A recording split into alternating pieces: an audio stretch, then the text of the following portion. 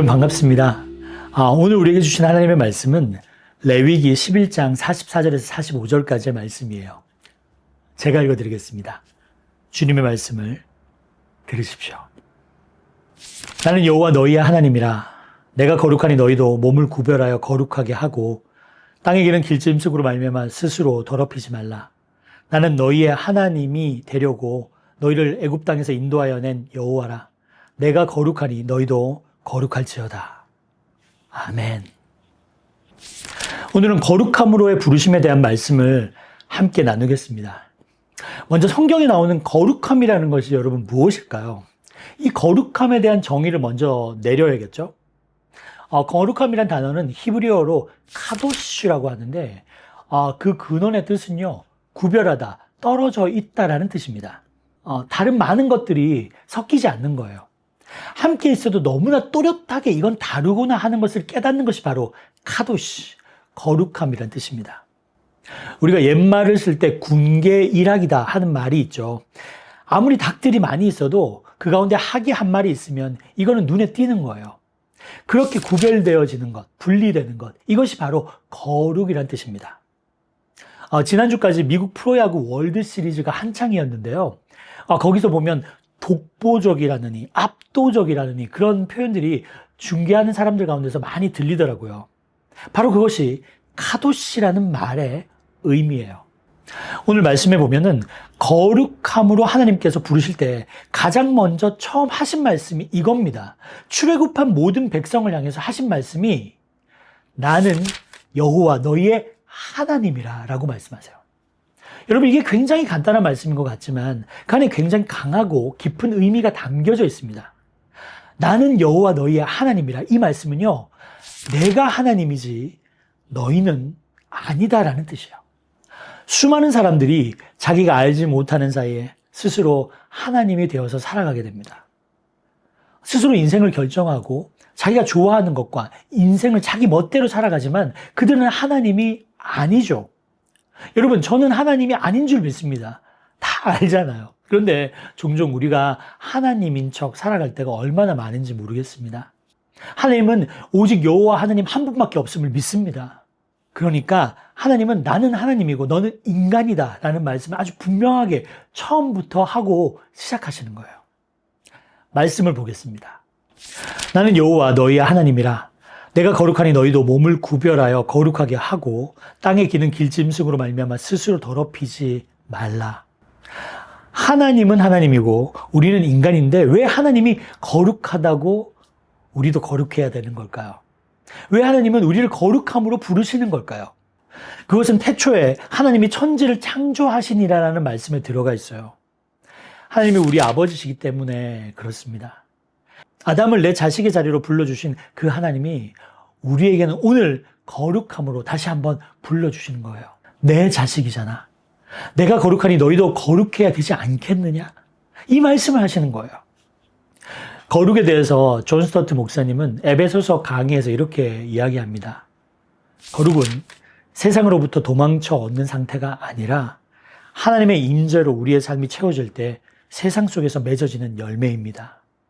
그렇다면 거룩함으로 부르심을 얻은 우리가 해야 할 일은 무엇일까요? 오늘 말씀해 보니까 너희도 몸을 구별하라라고 되어 있습니다. 우리가 읽은 레위기 11장은요, 우리의 몸을 구별하는 강도를 알려주는 장이에요. 그러니까 우리가 아무렇게나 살아가면 알아서 거룩해지는 것이 아니라 하나님처럼 거룩하기 위해서 우리는 굉장히 많은 노력을 해야 하는 거죠. 근데 요즘 세상은 성공을 위해서라면 거룩함 같은 것은 얼마든지 포기할 수 있는 것으로 보여집니다. 요즘 이야기만도 아니에요. 인류의 역사는 성공을 위해서 거룩함을 포기하는 사람들의 이야기로 가득 차 있습니다. 여러분, 성경 안에 솔로몬을 볼까요? 그는 처음에는 굉장히 좋은 왕으로 시작했어요. 하지만 이스라엘이 더 강력한 나라가 되기 위해서 자기는 자기 스스로 더 강력하고 성공한 왕이 되기 위해서 주변 나라들의 공주들과 결혼을 하기 시작합니다. 결국 우상 숭배하는 그러한 여인들을 왕궁으로 들여와서 아내가 되게 하고요. 그럼으로써 하나님의 백성의 거룩함을 훼손하게 되는 거죠. 여러분, 그것이 이스라엘이라는 나라가 망하게 되는 단초가 됩니다. 그 이후로 구약 내내 거룩함보다 성공을 중요하게 여겼던 왕들과 제사장들과 백성들 때문에 결국 이스라엘은 멸망하게 되거든요. 뉴스를 보면 성공하기 위해서 거짓말하는 사람들, 권력과 결탁하는 사람들, 음행을 저지르는 사람들, 시기와 살인과 배신과 수많은 일을 아무렇지도 않게 하는 그런 사람들이 등장합니다. 성공을 위해서 거룩함을 포기하는 것은 어느 사이엔가 우리 믿는 사람들 가운데서도 전염병처럼 퍼져나가고 있어요. 세상에서 가장 위대한 혁신가라고 불리는 일론 머스크의 예를 들어볼까요? 그는 종종 인류를 구원하겠다라는 메시지를 내세우지만 그 속에 인간의 한계를 초월하려는 기술적 구원론이 있습니다. 그의 비전이 매혹적이지만 구원을 인간의 능력으로 치환하는 태도는 신앙적 차원에서 보면 창조주를 대체하려는 현대적인 바벨탑의 모습처럼 보이기도 해요. 또한 생존을 위해서라면 얼마든지 지저분해질 수 있다. 이것이 현대를 살아가는 굉장히 많은 사람들의 철학으로 굳어져 가고 있는 것 같습니다. 신앙인이지만 생존하기 위해서라면, 성공하기 위해서라면 거룩함을 포기하는 일들이 우리의 일상 가운데 종종 일어납니다. 종류에도 차이가 있고 정도에도 차이가 있지만 분명히 우리는 거룩과 생존 사이에서 혼란스러워하는 일들이 있어요. 돈 문제 때문에, 관계 문제 때문에 거룩함을 외면하는 일들이 일어나요. 생존과 성공을 위해서 불의를 묵인하고 정의를 외면하고 그리고 하나님을 영화롭게 하는 일들을 포기하기도 해요. 생존하기 위해서 예배를 포기하기도 하고요. 성공하기 위해서 하나님의 명령을 거부하는 일들이 생겨나죠. 그런데 하나님은 우리에게 성공하라는 명령을 한 번도 내리신 적이 없어요. 대신에 하나님은 우리에게 거룩하라고 말씀하시죠. 출애굽기 19장 6절. 너희가 내게 대하여 제사장 나라가 되며 거룩한 백성이 되리라. 출애굽기 22장 31절. 너희는 내게 거룩한 사람이 될지니. 레위기 11장 45절. 내가 거룩하니 너희도 거룩할지어다. 레위기 19장 2절. 너희는 거룩하라. 이는 나 여호와 너희 하나님이 거룩함이니라. 하나님은 우리를 끊임없이 거룩함으로 부르고 계세요. 이 부르심을 가볍게 여겨서는 안 됩니다. 먹고 살기 위해서 하나님의 백성으로서의 거룩함을 포기하면 절대로 안 돼요. 눈앞의 이익을 위해서 거룩함을 포기하면 안 됩니다. 가정과 직장에서, 학교에서 여러분을 향한 세상의 도전들이 있겠지만, 때로는 타협하고 싶은 충동이 있겠지만, 하나님 앞에서 거룩함을 먼저 회복하는 저와 여러분이 되기를 주님의 이름으로 축원드립니다. 가나안 땅은 약속의 땅이었어요. 축복의 땅입니다. 젖과 꿀이 흐르는 땅이었어요. 그런데 그 약속의 땅을 차지하는 것보다 더 중요한 것이 이스라엘이 약속의 백성이 되는 거였어요. 사람이 먼저지 땅이 먼저가 아니에요. 하나님 앞에서 정결하고 하나님을 의지하며 하나님께 순종하는 사람이 되는 것이 가나안 땅을 정복하는 것보다 훨씬 더 중요한 일이었습니다. 우리가 순종적이고 거룩한 사람이 되는 것이 세상의 경쟁에서 이기고 성공하는 것보다 훨씬 더 중요한 일이에요. 그래서 하나님께서는 이스라엘 백성이 가나안 땅으로 들어가기 전에 먼저 거룩함부터 요구하시는 거예요. 그렇다면 거룩함을 회복하기 위해서 우리는 어떻게 해야 되는 걸까요? 어떻게 우리 몸을 정결하게 할 수 있는 걸까요? 저처럼 이렇게 메시지를 전하면 되는 걸까요? 아니면 십자가 목걸이를 걸고 다니면 우리가 거룩해지는 걸까요? 손에 성경책을 들고 직장에 갈 때도 가고 버스도 이거 들고 타고 그러면 될까요? 그것도 좋은 현상이긴 해요. 하지만 거룩함이라는 것은 나의 언어와 나의 행동에서 나와 하나님과의 관계, 어떤 관계요? 아버지와 자녀의 관계가 내 언어와 행동에서 드러날 때, 그때 거룩한 겁니다. 믿는 사람은 다르긴 다르구나 하는 평가를 들을 때 우리의 거룩함이 드러나는 거예요.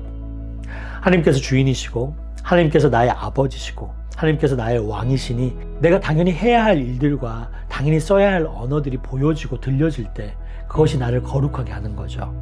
그래서 야고보서 1장 27절에는 거룩함이라는 것을 이렇게 정리합니다.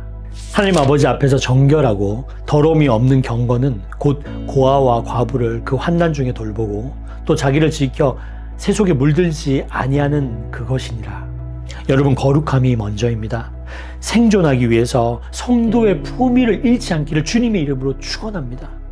날마다 그 거룩함을 이루기 위한 소망을 품고 하루를 시작하며 나의 언어와 나의 행동에서 그리고 나의 생각에서 하나님을 영화롭게 하는 일들이 날마다 일어나게 되기를 주님의 이름으로 축원드립니다. 사랑하는 여러분, 우리가 살아가는 세상은 점점 더 성공과 효율, 경쟁의 언어로 가득 차 있습니다. 하지만 하나님 나라의 언어는 다릅니다. 그분의 언어는 거룩함과 사랑과 그리고 순종의 언어입니다.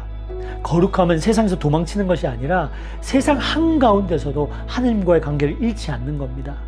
거룩함은 현실 외면하는 것이 아니라 현실 속에서도 하나님의 방식으로 살아내는 용기입니다. 사랑하는 여러분, 우리는 매일같이 선택의 길 위에 있습니다. 그때마다 기억해야 할 단 한 가지가 있습니다. 하나님은 우리에게 성공하라가 아니라 거룩하라고 부르셨다는 사실입니다. 세상이 말하는 성공은 잠시 빛나는 불꽃일 수 있지만 하나님이 주시는 거룩은 꺼지지 않는 영원한 영광의 불빛입니다. 그러므로 거룩은 우리의 목적지가 아니라 매일의 여정이 되어야 합니다. 복음주의 작가 필립 얀시는 놀라운 하나님의 은혜라는 책에서 이렇게 이야기합니다.